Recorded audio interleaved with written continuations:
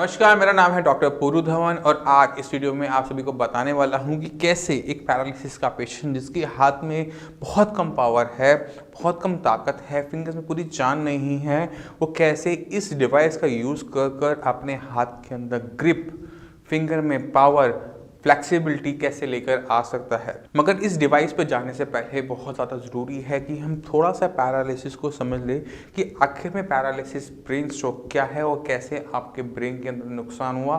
तभी इन डिवाइस का फ़ायदा हो पाता है जब आप इसका पर्पस समझ जाते हैं कि ये डिवाइस आपको कैसे हेल्प कर सकता है। तभी आप इसकी प्लेसमेंट समझ पाएंगे कि ये डिवाइस आपको हेल्प करेगा या नहीं करेगा।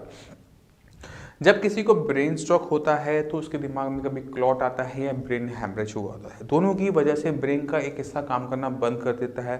अब जब ब्रेन का वो हिस्सा काम करना बंद कर देता है तो ब्रेन काम करता था आपके हाथ की, पैर की मसल्स को कंट्रोल करना, अब वो नहीं हो पा रहा होता। जब वो नहीं होता तो आपके हाथ पैर में क्या होती, पावर चली जाती है, आपके हाथ पैर उठने में तकलीफ करते हैं, सही तरीके से चल नहीं पाते। तो अगर आपका 6 मंथ्स का गोल्डन पीरियड जा चुका है, यानी आपको पैरालिसिस का स्ट्रोक हुए 6 मंथ हो चुके हैं, तो हम ये लेके चलते हैं कि आपके ब्रेन के अंदर अब रिकवरी नहीं हो रही होती।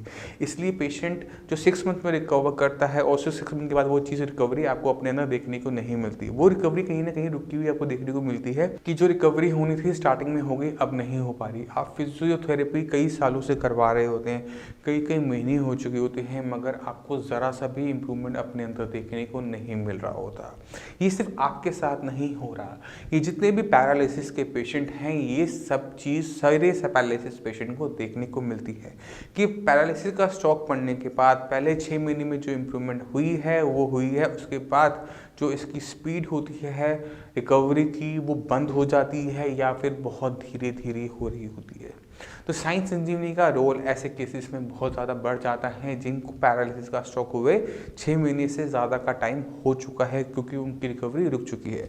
साइन संजीवनी की जो मेडिसिन हैं, जो ट्रीटमेंट है, वो मेडिसिन से आपके ब्रेन के अंदर वो जो डेवलपमेंट पहले 6 महीने में हो रही थी वो हम दोबारा से स्टार्ट करवा देते हैं। मगर उस टाइम में भी आपने अपनी एक्सरसाइज की थी, वही एक्सरसाइज अब आपको स्टार्ट करनी पड़ती है। आपको इंडिपेंडेंट तरीके से समझना पड़ता है कि ब्रेन कैसे इस चीज़ को लेता है। एक बार ट्रीटमेंट स्टार्ट हो जाता है उसके बाद ज़रूरी होता है अपने ब्रेन को उस चीज़ के लिए ट्रेन करना, क्योंकि ब्रेन का वो जो पार्ट जहाँ पे क्लॉट आया था, जहाँ पे ब्रेन हैमरेज हुआ था, वो पार्ट परमानेंटली डैमेज हो जाता है, वहाँ पे रिकवरी नहीं देखी जाती। मगर जो उसके आसपास का जो टिश्यू होता है, बाकी बचा हुआ ब्रेन होता है जो बिल्कुल हेल्दी है, जिसे कोई तकलीफ नहीं है, वो उस डैमेज पार्ट का काम करना शुरू कर देता है। इसको हम कहते हैं न्यूरोप्लास्टिसिटी, कि ब्रेन उस चीज़ को डेवलप करता है।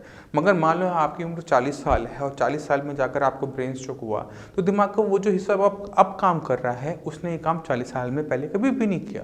तो उस हिस्से को समझाने के लिए, डेवलप करने के लिए हमें क्या करना पड़ता है, वो है प्रोग्रामिंग, जिसे हम ट्रेनिंग, जिसे हम रिपीटेशन भी कहते हैं अपने वीडियोस के अंदर। इस रिपीटेशन करने के लिए हम पेशेंट को क्या बोलते हैं कि अगर आप अपने लेग से चलना चाहते हो, अपने पैरों पे खड़ा रहना चाहते हो, अगर आपको चलने में कोई तकलीफ है, तो आपने क्या करना है, आपने चलना है। जितना आप चलोगे, जितना अपने लेग में मूवमेंट दोगे, उतनी अच्छी रिकवरी आपको अपने चीज़ों के अंदर देखने को मिलेगी। ये तो हो गई लेग की एक्सरसाइज, जो मैं पर्सनली मानता हूँ, जो अपने पेशेंट्स को बोलता हूँ कि आपने मैक्सिमम से मैक्सिमम अमाउंट में करनी है, जिससे आपके अंदर जो चेंजेस हम देखना चाहते हैं, जो चेंजेस आप देखना चाहते हैं अपने अंदर, वो आपको देखने को मिल जाए। जो रुकी हुई आपकी प्रोग्रेस है और जो आप चल नहीं पाते, पैर बाहर घूमता है, पैर टेढ़ा पड़ता है, पैर उठता नहीं है, पैर घसीटता है, आपको जैसी मर्जी तकलीफ हो, आपने चलना है। क्योंकि पेशेंट जो चलता है वो ही ठीक हो पाता है। जो पेशेंट साइकिलिंग करेगा या फिजियोथेरेपी आके बेड पे लेटा के टांगों को थोड़ा सा मूव करके चला जाएगा 5-10 मिनट, या फिर वो आपकी टेंस लगा के मशीन लगा के थोड़ी सी मसल स्टिम्यूटर लगा कर मसल्स की एक्सरसाइज करवा जाएगा, वो पेशेंट कभी भी ठीक होते हुए नहीं देखे जाते। सारे के सारे फिजियोथेरेपिस्ट जानते हैं, सारे के सारे डॉक्टर्स जानते हैं कि अगर किसी पैरालिसिस पेशेंट को चलना चाहता है, पैरालिसिस स्ट्रोक के बाद नहीं चल पा रहा, चलना चाहता है, तो एक एक्सरसाइज, सिर्फ चलने वाली एक्सरसाइज जिसमें उसे नॉर्मल चलना है, वो अगर वो स्टार्ट कर देता है तो वो जो इम्प्रूवमेंट होती है वो किसी भी पेशेंट में नहीं देखी जाती। अब चलते हैं हम हाथ की तरफ। हाथ एक ऐसी चीज़ है जिसको ठीक करने में हमें भी तकलीफ होती है। हम साइंस इंजीनियर जब पेशेंट आते हैं, मेडिसिन देते हैं, पेशेंट को बोलते हैं चलना शुरू करो, पेशेंट चलना शुरू कर देता है।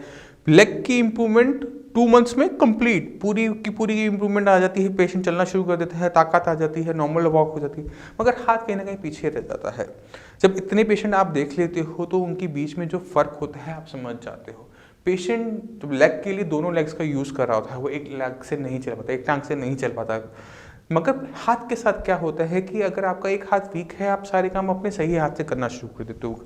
खाना खाना, कंघी करना, ब्रश करना, जो मर्जी काम है आप अपने सही हाथ से करना शुरू कर देते हो। और जो आपका पैरालिसिस वाला हाथ होता है वो निग्लेक्ट हो जाता है, उसको आप कुछ यूज़ ही नहीं करते, बहुत मामूली सा जब कोई कहेगा तो आप यूज़ करते हो, वरना आप उसको भूल जाते हो।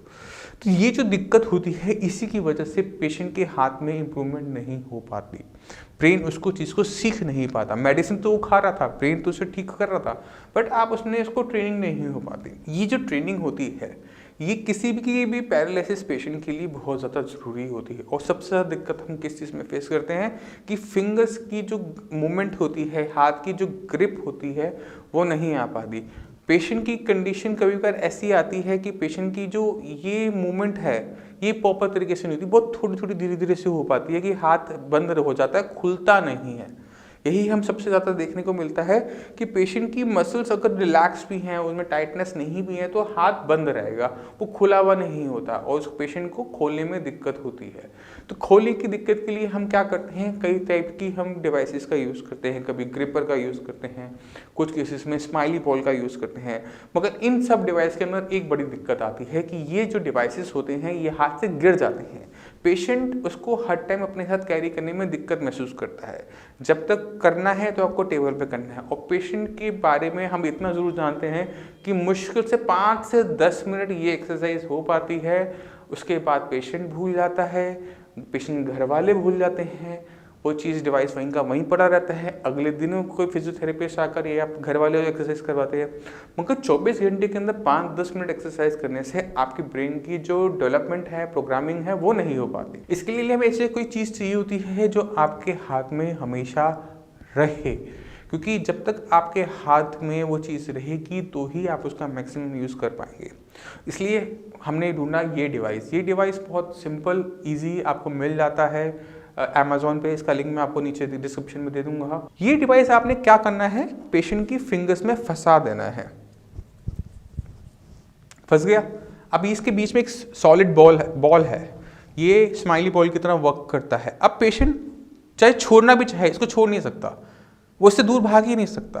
तो अगर आप चाहते हैं कि पेशेंट के हाथ में वो ताकत आ सके, दोबारा से वो पावर लेकर आ सके, तो इस बॉल को यूज़ करते हुए वो हर टाइम ये जो मूवमेंट है फिंगर की, जिनके हाथ में बिल्कुल कम पावर है, वो भी इसका यूज़ कर सकते हैं अपने फिंगर के अंदर ताकत लाने में। चाहे आप इसको बिल्कुल पावर ना हो, बहुत धीरे धीरे आपकी फिंगर चलती हो, तो जो इस बॉल की जो स्ट्रेंथ होती है ये भी शायद 3 टाइप की है। कि मैंने हार्ड ले रखी है, तो इसमें एक लाइट, एक मीडियम, एक हार्ड आती है। तो इसमें आप लाइट वाली मंगवा सकते हो कि लाइट पावर वाली हो, सॉफ्ट हो, पेशेंट आराम से करे। अगर लगता है कि पेशेंट के हाथ में कहीं मिडल में कहीं कुछ है कि थोड़ी बहुत मूवमेंट है मगर स्ट्रॉन्ग पावर नहीं है, तो आप इसके लिए मीडियम मंगवा सकते हो। अगर लगे कि पेशेंट में पूरी ताकत है, बस एक्सरसाइज की ज़रूरत है, तो आप हार्ड मंगवा सकते हो। इस डिवाइस का बस यही फ़ायदा है ग्रिपर के अगेंस्ट या फिर स्माइली बॉल के अगेंस्ट कि ये हाथ से गिरता नहीं है, ये फंसा रहता है। फंसे रहने की वजह से ये जो एक्सरसाइज है, आप बैठे हुए, टीवी देखते हुए, कुछ भी करते हुए कर सकते हो। आप कहीं जा रहे हो, मार्केट जा रहे हो, तो भी इस डिवाइस को अपने साथ कैरी करके लेके जा सकते हो। और ये गिरने का, टूटने का, फूटने का कोई डर पेशेंट को नहीं होता। इस डिवाइस को आप एक और तरीके से इस्तेमाल कर सकते हो। इसमें जो आप ये होल्स देख रहे हो, इसको यूज़ कर सकते हैं हम। इसमें अपने अपने फिंगर्स फंसानी होती हैं पैरालिसिस वाले हाथ की, और दूसरे हाथ से इसको पुल करना होता है। अब आप देखें, मैंने हाथ की फिंगर्स को खोल रखा है। अब पेशेंट के साथ क्या होता है कि पेशेंट फिंगर्स को बंद कर सकता है, तो पेशेंट इसको बंद करने की कोशिश करेगा तो उसे एक रेजिस्टेंस मिलता है, एक पीछे की तरफ पुल मिलता है, जिससे उसकी जो मसल्स होती हैं उस पर लोड पड़ता है, पेशेंट इसको कर सकता है। अब आप देखिए तो मेरी रिस्ट की भी एक्सरसाइज हो रही है, फिंगर की एक्सरसाइज भी हो रही है, मुझे रिस्ट से इसको आगे की तरफ पुश करना पड़ रहा है। तो ये चीज़ की जा सकती है। इसे टेबल पे रखे बड़े आराम से किया जा सकता है कि पेशेंट का हाथ टेबल पे रखा, आपने ऊपर की तरफ पुल किया, वो नीचे की तरफ पुल करेगा। इस तरह की भी एक्सरसाइज इस डिवाइस से की जा सकती है। तो अगर आप पैरालिसिस के पेशेंट हो, ठीक होना चाहते हो, तो हमेशा याद रखो, सबसे पहले अपनी बीमारी को समझो कि आपको बीमारी क्या हुई है, किस वजह से हुई है, कहाँ पे नुकसान हुआ है। जब तक आप उस नुकसान को भरपाई करने की कोशिश नहीं करोगे, ये सारे डिवाइसेस सब फेल होते चले जाएंगे। आप 6 महीने करो, साल करो, 2 साल करो, आपको कोई इम्प्रूवमेंट देखने को नहीं मिलेगा। और शायद ऐसा हो भी सकता है कि आप फिजियोथेरेपी कई लंबे टाइम से करवा रहे हो और आपको कोई इम्प्रूवमेंट नहीं देखने को मिल रही। रीज़न बहुत सिंपल सा है, आपका जो ब्रेन होता है उसकी डेवलपमेंट हमने करवानी होती है, ब्रेन ने ही रिकवरी करनी है, क्योंकि ब्रेन में ही नुकसान हुआ है। आपके हाथ की मसल्स, पैर की मसल्स, हाथ की बोन, पैर की बोन, कहीं पे कोई भी नुकसान नहीं हुआ। जो नुकसान हुआ है आपके ब्रेन में हुआ है, तभी आपका ब्रेन का एमआरआई करवाया जाता है, तभी आपका ब्रेन का सीटी करवाया जाता है। कभी हाथ पैर का देखा है, सुना है कि पैरालिसिस पेशेंट के हाथ और पैर का एमआरआई सीटी स्कैन हो रहा है? क्यों नहीं करवाया जाता है? क्योंकि दिक्कत वहाँ नहीं होती। और अक्सर हम ट्रीटमेंट को यहीं लेके चलते हैं कि हाथ नहीं चल रहा तो हाथ की एक्सरसाइज करनी शुरू कर दो, हाथ की रिहैब कर दो। मगर जब तक ब्रेन को आप भूल जाओगे, ब्रेन आपको भूल जाएगा और वो अपने अंदर रिकवरी नहीं दिखाएगा। तो जितने भी पैरालिसिस के पेशेंट हैं जिनका 6 मंथ्स का गोल्डन पीरियड पास हो चुका है या वो इस पीरियड में है और स्लो प्रोग्रेस हो रही है, उनको ज़रूरत होती है ब्रेन की ऐसी मेडिसिन जो ब्रेन के अंदर जो उनकी साइनेप्सिस हैं, ब्रेन के अंदर जो डेवलपमेंट है उसे स्टार्ट करें। और याद रखना कि ब्रेन की अगर आप डेवलपमेंट करवा रहे हो और साथ में एक्सरसाइज नहीं कर रहे, सब फेल है, कोई रिजल्ट नहीं मिलेगा। मगर दोनों चीज़ों को आप साथ में करना शुरू कर देते हो, मान लो पेशेंट चलता है, रोज़ चलने की एक्सरसाइज करता है या खड़े खड़े लेफ़्ट राइट लेफ़्ट ही कर लेता है और साथ में साई संजीवनी का जो ट्रीटमेंट है वो ले रहा है, आप अपनी वीडियो बना लो ट्रीटमेंट से पहले और ट्रीटमेंट के बाद, ये दोनों को साथ चला के देख लेना। आपको अपने अंदर वो जो चेंजेस जो देखना चाहते हो वो खुद ब खुद देखने को मिल जाएगा।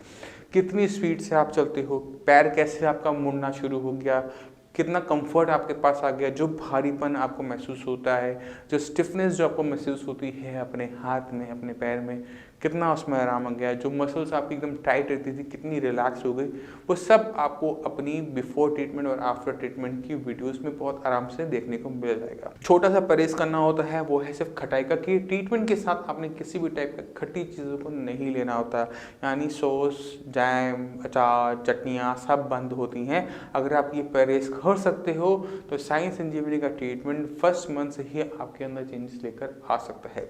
फिर भी आपके माइंड में कोई भी डाउट हो, कुछ में पूछना चाहते हो पैरालिसिस की एक्सरसाइजेस के बारे में, पैरालिसिस के पेशेंट के अंदर रिकवरी के बारे में, तो नीचे दिए हुए नंबर पर कॉल करके साई संजीवनी के डॉक्टर से आप फ्री ऑफ कॉस्ट कंसल्टेशन ले सकते हो। आप अपॉइंटमेंट लेकर मुझसे भी आकर मिल सकते हो मेरे क्लिनिक में, आप अपॉइंटमेंट लेकर मुझसे भी आकर मिल सकते हो, अपने पेशेंट को दिखा सकते हो। और इसी के साथ मुझे चलने की आज्ञा दीजिए। धन्यवाद।